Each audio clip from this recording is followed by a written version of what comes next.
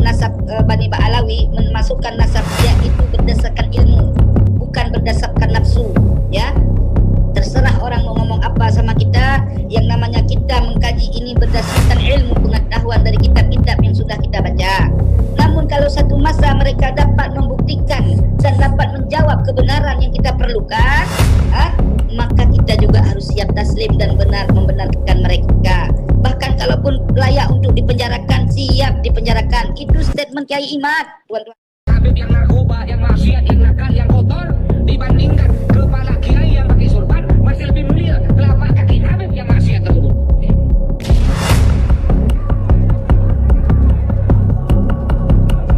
Mengenai kiai, sebenarnya Nabi Syarifah, saya beri kiai asmana, tetapi asmana kai. Seorang yang bukan habaib, bukan daripada Bani Alawi, menikahi Syarifah sampai hari kiamat, ibadahnya ditolak Allah Subhanahu wa taala, terkecuali bisa mengembalikan keperawanan Syarifah. Ahlul Bait sesuai dengan kalamullah di dalam Al-Quran, Allah berfirman, innama yuridullahu liyudhiba ankumur rijsa ahlal bait wa yutahhirukum tathira. Artinya bahwa Allah ini hendak mensucikan keluarga Nabi. Ahlul Bait berarti kan keluarga rumah, keluarga Nabi dengan sesuci-sucinya.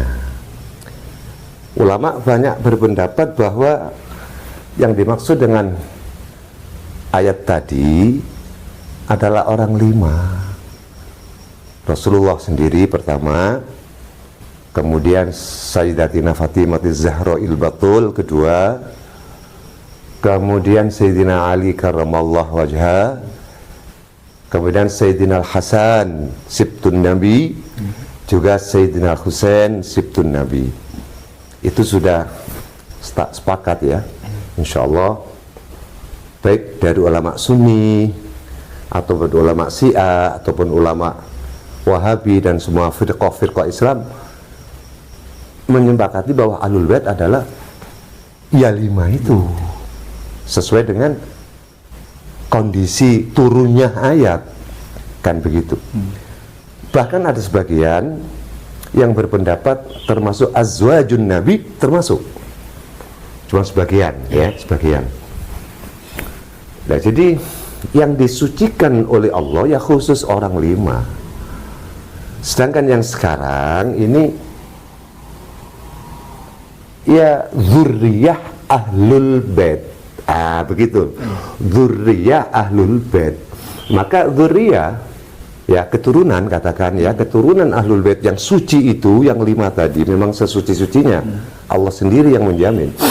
Sedangkan dzurriyyah ya 50-50, atau ada yang tidak suci, ada yang tidak baik, ada yang baik. Wa minhum sholihun wa minhum duna dzalik. Saya heran sekali kenapa banyak Habib yang mengait-ngaitkan ayat tathhir dengan dirinya. Bukan sekali, tapi ini yang untuk kedua kali saya melihat seorang Habib mengatakan seperti itu. Hal yang sama selain daripada salah satu oknum Habib yang dulu pernah saya kritik, yaitu Habib Bahar bin Smith. Kemudian ada lagi tadi di dalam video, seorang Habib mengatakan bahwasannya ujian bagi para Habib ini mungkin yang dimaksud dari ayat tathhir. Walaupun Habib tersebut menyebutkan salah satu Habib yang soleh, yang alim, tapi itu katanya. Dalam pengertian ini boleh dong saya ragu. Kenapa saya mengkritik bahwa Habib itu membawa-bawa ayat tathhir? Saya lebih tertarik mengkaji ayat tersebut dari sisi keilmuan. Kita akan melihat bagaimana para ulama memandang ayat tersebut, yaitu innama yuridullahu liyudhiba ankumur rijsa ahlal baiti wa yutahhirakum tathhira.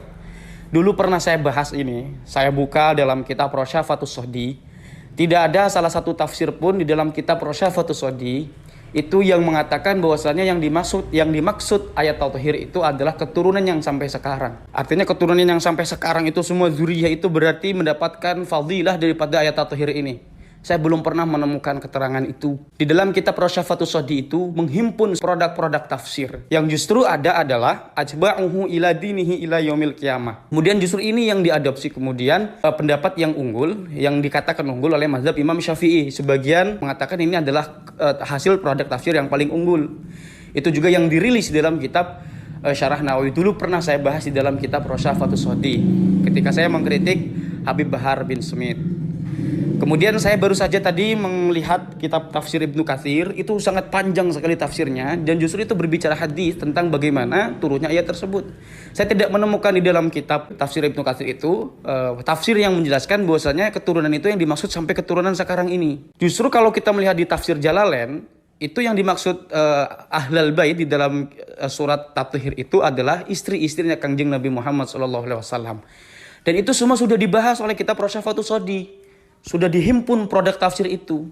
Dan di dalam kitab Rasyafatus Sodi itu menghimpun 6-7 kalau tidak salah produk tafsir yang sama sekali tidak ada satupun produk tafsirnya yang menjelaskan bahwasanya Ahlul Bait di situ adalah keturunan yang sampai sekarang. Seandainya Habib itu adalah keturunan.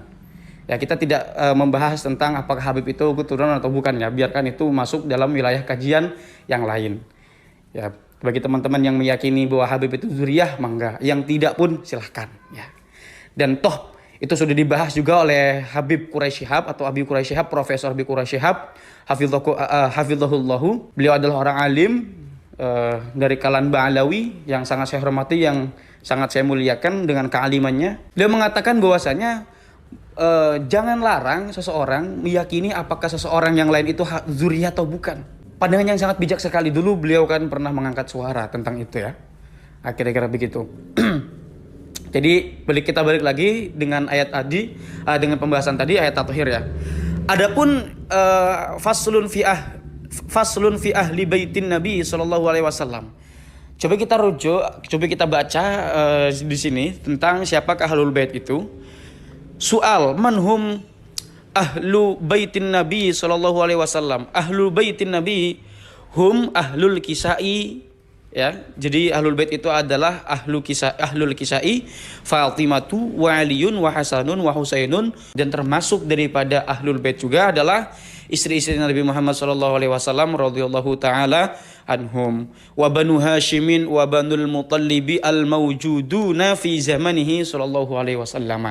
Ini dalam bab fadilah, Pak ya. Bahwa secara bahasa oke lah, zuriat yang sampai sekarang itu adalah ahlul bait ya, tapi secara fadilah saya belum pernah menemukan keterangan itu dalam tafsir Pak ya. Fa amma ahlul kisai fali hadits Umar bin Abi Salamata lamma nuzilat hadhil ayatu 'ala nabi sallallahu alaihi wasallam innama yuridullahu liyudhiba ankumur rijsa ahlal baiti wa yutahhirakum tathhira fi baiti Ummi Salamata. Jadi ketika turun ayat tersebut itu di rumahnya Ummi Salamah.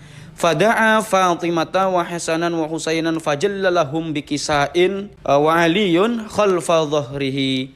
Jadi fajallalahu ya. Jadi Nabi Muhammad itu di rumah Ummi Salamah memanggil tadi yang disebut Fatimah, Hasan, Husain, kemudian ditutup dengan kain kisah.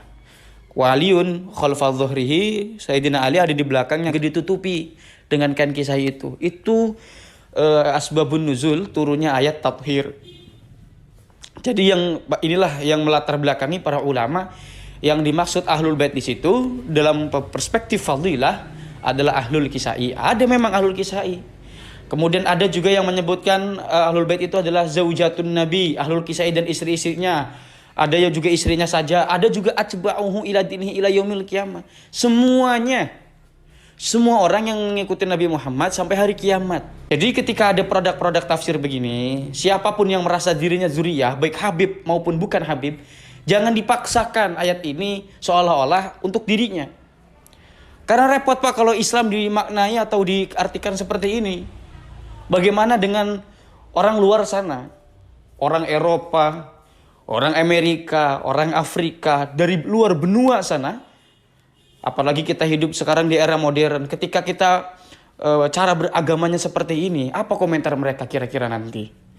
Seolah-olah di dalam agama Islam ini adalah ada kasta yang sangat besar sekali, yang sangat kontras sekali, yang menciptakan ketimpangan, bahkan sampai ranah sosiologi.